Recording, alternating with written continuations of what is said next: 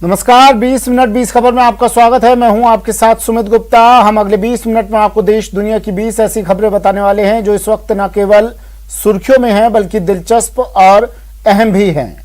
तो चलिए शुरू करते हैं 20 मिनट 20 खबरों का सिलसिला। सबसे पहले देखते हैं राजस्थान की कौन कौन सी खबर इस वक्त अहम है। आपका मन खराब न हो इसलिए तस्वीरें धुंधली कर दी गई हैं, लेकिन दर्द से कराहते घायल और घायलों के पहुंचते ही अस्पताल में मची अफरा तफरी। दर्द से गूंजता अस्पताल किसी को भी विचलित कर सकता है। तस्वीरें नागौर की हैं। श्री बालाजी कस्बे के पास एक ट्रक और क्रूजर में जबरदस्त भिड़ंत हो गई। हादसा इतना भयावह था कि इसमें 12 लोगों की मौत हो गई और कई घायल हुए। घायलों में से कई अभी भी जिंदगी और मौत की जंग लड़ रहे हैं। शुरुआती जानकारी के अनुसार श्री बालाजी कस्बे के बाईपास पर हादसा उस समय हुआ जब एक क्रूजर में सवार होकर 17 लोग कहीं जा रहे थे। तभी बाईपास के पास एक ट्रक से उसकी जोरदार भिड़ंत हो गई। दुर्घटना में 8 लोगों की मौके पर ही मौत हो गई। हादसे के बाद घटनास्थल पर सड़क खून से लाल हो गई। घायलों में एक भी ऐसा व्यक्ति नहीं है जो इस बारे में पूरी जानकारी दे पाता। हादसे से पूरा जिला स्तब्ध है। नागौर में एसएचओ अंजू कुमारी और एक पुलिसकर्मी के बीच बातचीत के 3 ऑडियो वायरल होने से जिले में हड़कंप मच गया है। ऑडियो में एसएचओ ने जो बात कही है उससे जिले की पुलिस व्यवस्था संदेह के घेरे में आ गई है और उसके काम करने के तरीके पर सवाल खड़े होने लगे हैं। जी हां, नागौर में अंजू कुमारी और कांस्टेबल भंवरलाल का ऑडियो वायरल हो रहा है। ऑडियो क्लिप में अंजू कुमारी गणेश नाम के एक तस्कर को गिरफ्तार करने की जगह उसे उड़ा देने की बात कह रही है और इसके पीछे एसपी का हवाला भी दे रही है। न्यूज 18 राजस्थान ने जब वायरल ऑडियो के बारे में एसपी अभिजीत सिंह से फोन पर बात की तो उन्होंने उड़ा दो जैसी बात को सिरे से खारिज कर दिया। अभिजीत सिंह ने कहा कि उन्होंने कभी एसएचओ को ऐसी बात नहीं कही। एसएचओ अंजू कुमारी को लाइन हाजिर किया है और जांच एएसपी राजेश मीणा को सौंपी गई है। मिली जानकारी के मुताबिक पूरा मामला मादक पदार्थ और हथियारों की तस्करी करने वाले आरोपी गणेश बेनीवाल से जुड़ा है, जिसे गिरफ्तार किया जा चुका है। झुंझुनू के सिंघाना में हुई रंगदारी को लेकर फायरिंग की घटना के बाद पुलिस को बड़ी सफलता हाथ लगी है। पुलिस ने फायरिंग और जान से मारने की धमकी देने वाले गैंग के 3 आरोपियों को हथियार के समेत गिरफ्तार किया। पुलिस ने बदमाशों के पास से एक देसी कट्टा और 2 जिंदा कारतूस बरामद किए हैं। मनीष को उसके मोबाइल पर व्हाट्सएप वॉइस कॉल आया कि या तो तू दे दे नहीं तेरा आज फुटका करेंगे, मतलब कि आज फिर हम फायरिंग करेंगे। आरोपियों ने पीड़ित मनीष चौधरी को फोन पर धमकी दी। मनीष चौधरी ने तुरंत इसकी सूचना पुलिस को दी और उसके बाद पुलिस ने इलाके में कड़ी नाकेबंदी की। नाकेबंदी के दौरान पुलिस को मानोता नदी के पास एक एनफील्ड मोटरसाइकिल पर आते हुए 3 बदमाश दिखाई दिए, जिनमें रोहन उर्फ जसपाल, धर्मेंद्र और बलवीर सिंह को गिरफ्तार किया गया। पुलिस ने बदमाशों के कब्जे से एक देसी कट्टा और 2 जिंदा कारतूस बरामद किए हैं। आरोपियों ने पूछताछ में बताया कि लोकेश गुर्जर के कहने पर विपुल एजेंसी के मालिक पर उन्होंने फायर किया था। और अब देख लेते हैं कुछ अन्य राज्यों की खबरें। समस्तीपुर में बेटियों की सुरक्षा भगवान भरोसे है, क्योंकि यहाँ जिन पर सुरक्षा की जिम्मेवारी है वो पुलिस कुंभकर्णी नींद में सो रही है। 23 अगस्त को एक नाबालिग का यहाँ अपहरण हो जाता है। परिजन 4 लोगों पर अपहरण का आरोप लगाते हैं, जिनमें से 2 लोग नामजद हैं, लेकिन एफआईआर दर्ज होने के 7 दिन बाद भी पुलिस के हाथ खाली हैं। परिजनों का आरोप तो यहाँ तक है कि एक आरोपी को उन लोगों ने पुलिस के हवाले भी किया था, लेकिन पुलिस ने उसे एक आरोपी को छोड़ दिया। परिजनों ने एफआईआर को कमजोर करने की भी बात कही है। अपहरणकर्ताओं में नामजद प्राथमिकी मोहम्मद इम्तियाज और उसके साथी मोहम्मद जाहिद पर की गई है। 23 अगस्त को नाबालिग लड़की घर से राशन का सामान लेने अपनी बहन के साथ निकली थी, लेकिन रास्ते में 2 बाइक पर सवार 4 युवक वहां पहुंचे और बड़ी बहन की कनपट्टी पर पिस्टल सटाकर उसका अपहरण कर लिया। 24 अगस्त को एफआईआर दर्ज की गई, लेकिन 31 अगस्त तक लड़की को पुलिस नहीं खोज पाई।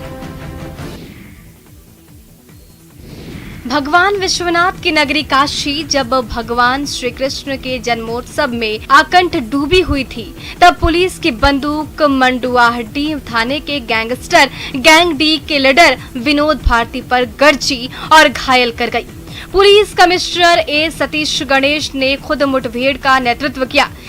लंका, भेलूपुर, मंडुआडीह, जनसा चौक समेत आधा दर्जन से ज्यादा थानों में विनोद भारती के खिलाफ मुकदमे दर्ज हैं। क्राइम ब्रांच को सूचना थी कि त्योहार के दिन विनोद किसी बड़ी घटना को अंजाम देने के लिए जा रहा है, जिसके बाद पुलिस का भेलूपुर से उससे आमना सामना हो गया। पुलिस की गोली विनोद के पांव में लगी और वो अपाचे लेकर गिर गया। बदमाश रोकने पर रुके नहीं, उन्होंने पुलिस पर फायर किया। पुलिस ने जवाबी फायर किया, जिससे एक बदमाश के पैर में गोली लगी और वहीं गिर गया वो।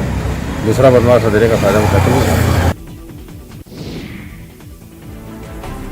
यूपी के कानपुर से हैरान करने वाली तस्वीर सामने आई, जहां मोबाइल छीनकर भाग रहे एक आरोपी को भीड़ ने पकड़ लिया और उसकी जमकर पिटाई कर दी, जिसका वीडियो अब तेजी से वायरल हो रहा है। वीडियो में कुछ लोग सरेआम मोबाइल चोरी के आरोपी पर थप्पड़ों की बारिश करते नजर आए। पिटाई कर रहे लोगों में एक ने उसे पकड़ रखा था, जबकि बाकी लोग उससे बीच बीच में पूछताछ करते दिखाई दिए। इतने में जब इन लोगों का मन नहीं भरा तो एक शख्स ने उसको लातों से मारना शुरू कर दिया, जिससे वो जमीन पर गिर पड़ा। इसके बाद ये लोग उसे खींचते हुए पुलिस के पास ले जाने लगे, लेकिन रास्ते में भी भीड़ ने मारपीट बंद नहीं की। किसी ने उसे थप्पड़ मारे तो किसी ने मुक्के बरसाए और कुछ तो गाली गलौज करते हुए भी सुनाई दिए। पूरे रास्ते हुई इस मारपीट को कई लोगों ने देखा, मगर किसी ने भी भीड़ को रोकने की कोशिश नहीं की। पुलिस स्टेशन पहुंचने के बाद भीड़ में शामिल कुछ लोगों ने पूरी घटना पुलिस को बताई। गिरफ्तार आरोपी से पूछताछ के बाद इसके बाकी साथियों की तलाश भी पुलिस ने तेज कर दी है। दिल्ली के बवाना से एक चौंकाने वाला वीडियो सामने आया। वहां मोटरसाइकिल सवार बदमाशों ने एक महिला पर लूटपाट की नीयत से हमला कर दिया। बताया जाता है कि महिला बैंक से 2.5 लाख रुपए कैश निकाल के जा रही थी, लेकिन पहले से ही ताक में बैठे बदमाशों ने उस पर झपट्टा मार दिया। इस घटना का एक वीडियो भी सामने आया, जिसमें महिला नोटों का बंडल लेकर अपने घर की तरफ जाती दिखी। इसी बीच बुलेट मोटरसाइकिल पर सवार 2 बदमाश वहां पहुंचे। उसमें से एक महिला का पीछा करते हुए उनके पास पहुंचा और पैसे छीनने की कोशिश करने लगा। इस धक्का मुक्की में महिला सड़क पर गिर पड़ी। हालांकि महिला ने हिम्मत नहीं हारी और वो लुटेरे से भिड़ गई। उसने अपने थैले को पूरी ताकत से पकड़ लिया और जोर जोर से चिल्लाने लगी। महिला को चिल्लाते देख लुटेरा पीछे हटने को मजबूर हो गया। हालांकि वो दोबारा लौटा और सड़क पर गिरे 50,000 रुपए लेकर भाग निकला।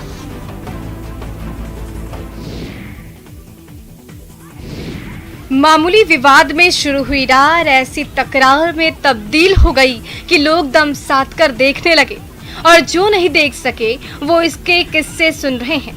सरेआम भिड़ंत की ये तस्वीरें झारखंड के गिरिडीह से आई है। जिले के पंचबा थाना क्षेत्र के गौशाला मोहल्ले में मामूली विवाद को लेकर 2 पक्षों में जमकर मारपीट हुई, जिसमें दोनों पक्षों से लगभग 6 लोग घायल हो गए। बताया जा रहा है कि ये मारपीट बच्चों की लड़ाई को लेकर हुई। आपस के ही 2 घरों के बीच बच्चे भिड़ गए, जिससे उनके परिजनों ने अपनी प्रतिष्ठा से जोड़ लिया और उसके बाद दोनों बच्चों के माता पिता और उनके परिजन भिड़ गए। इस दौरान खासा हंगामा हुआ। महिलाओं ने एक दूसरे के बाल नोचे, बच्चों और मर्दों ने लाठी डंडे और ईंट पत्थर बरसाए, जिसमें दोनों पक्षों से करीब 6 लोग घायल हो गए, जिनका इलाज स्थानीय स्वास्थ्य केंद्र पंचवा में चल रहा है।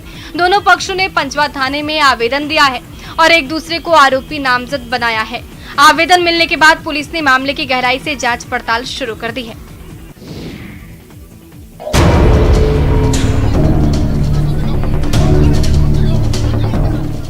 फर्जीवाड़े की कई कहानी आपने सुनी होगी, लेकिन ये कहानी बिल्कुल अलग है। एक ऐसा शख्स जिसने 1-2 नहीं बल्कि 6 शादियां कर ली, वो भी पैसे के लिए।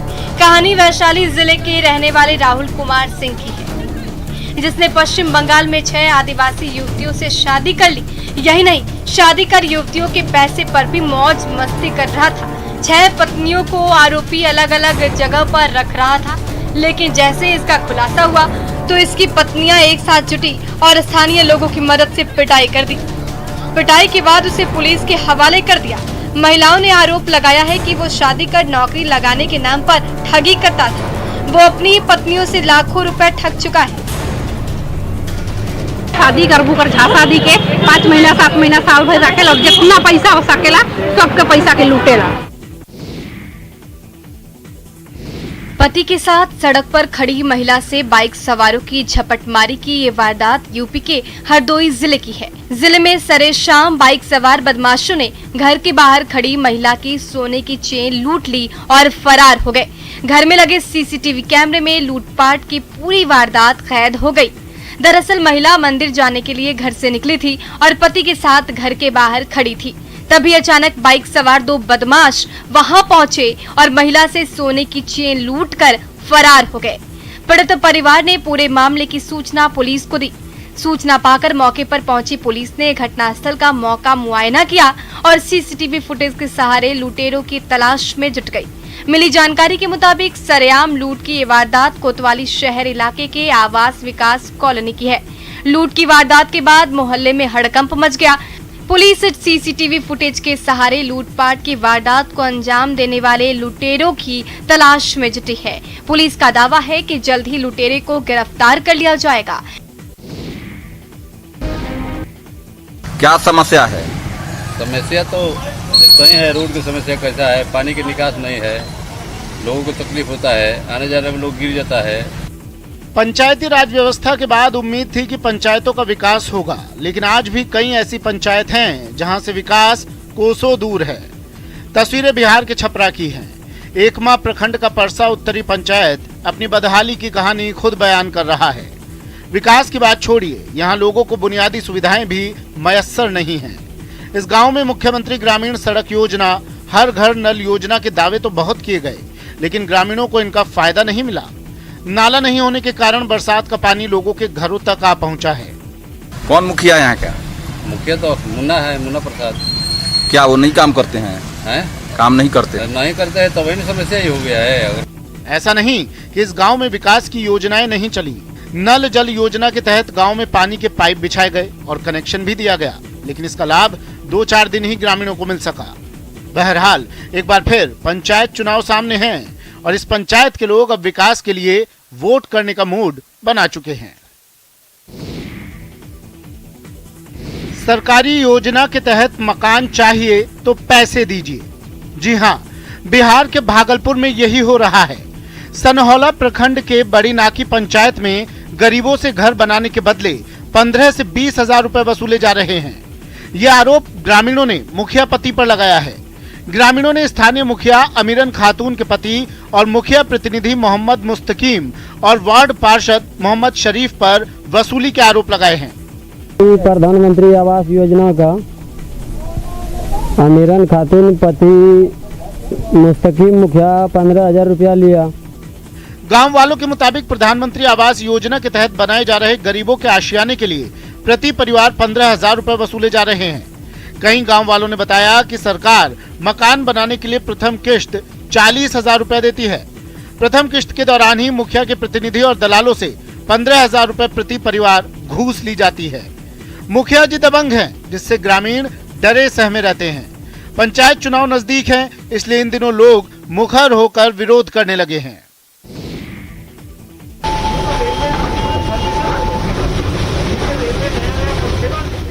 पटरी पर अपनी आवाज के साथ सीटी बजाती, ट्रैक पर सरपट भागती रेलगाड़ी को देखना एक अनोखा अनुभव है, क्योंकि ऐसी तस्वीरें अब गुजरे जमाने की बातें हो गई हैं। वैसे छुक छुक करती रेलगाड़ी का क्रेज कभी कम नहीं रहा। ट्रेन में बैठना सभी को बहुत पसंद है। उसमें बैठकर बाहर के नज़ारों को निहारना सभी को आकर्षित करता है। बहरहाल तस्वीरें देखकर एक गाने की पंक्तियां याद आ रही है। आओ बच्चों खेल दिखाएं, छुक छुक करती रेल चला, सीटी लेकर सीट पे बैठो, एक दूजे की पीठ पे बैठो। तो ये नॉस्टैल्जिक फीलिंग एक बार फिर ली जा सकती है। यूनेस्को वर्ल्ड हेरिटेज दर्जा प्राप्त दार्जिलिंग हिमालयन रेलवे के तहत चलाई जाने वाली विश्व प्रसिद्ध ट्रेन सेवा एक बार फिर शुरू हो गई है। आपको बताते चले, कोरोना के बढ़ते प्रकोप को देखते हुए पिछले 18 महीनों से नॉर्थ ईस्ट फ्रंटियर रेलवे की यह सर्विस बंद थी, जो 25 अगस्त से सैलानियों के लिए शुरू कर दी गई है। ढोल मृदंग नृत्य संगीत से योगेश्वर श्री कृष्ण की भक्ति। ऐसा लगा जैसे वेद खुद मंत्रोच्चारण करने लगे। शंखनाद हुआ तो कलिया, गोवंश, ब्रज की लता पता और लाखों होठों से बस एक ही आवाज बुलंद हुई, जय कन्हैया लाल की। भक्ति में डूबी ये तस्वीरें यूपी के गोंडा से आई है, जहां हिंदू मुस्लिम एकता की अनोखी मिसाल देखी गई। जी हां, कृष्ण जन्माष्टमी पर यहां एक अनूठा उदाहरण देखने को मिला। वैसे आपने कान्हा के कपड़े बनाते हुए मुस्लिम समुदाय के लोगों को तो देखा ही होगा, लेकिन यहाँ हिंदू मुस्लिम समुदाय ने मिलकर श्री कृष्ण जन्मोत्सव मनाया। छपिया इलाके के तांबेपुर गांव में दोनों धर्म के लोगों ने धूमधाम से श्री कृष्ण जन्माष्टमी मनाई। हिंदू मुस्लिम दोनों समुदाय ने भगवान श्री कृष्ण की पूजा अर्चना की और इसके बाद आरती भी की। आज जन्माष्टमी के दिन हमारे मित्र भोलू भाई प्रधान तांबेपुर ने बुलाया। हम लोग हिंदू मुस्लिम एकता के लिए यहाँ इकट्ठा हुए और हम लोग देश में एक नया संदेश देना चाहते हैं कि ये जो जातिवाद की दुर्घटना से लोग इधर उधर भटके फिर रहे हैं, इससे दूर हो, भाईचारगी को देश में फैलाए।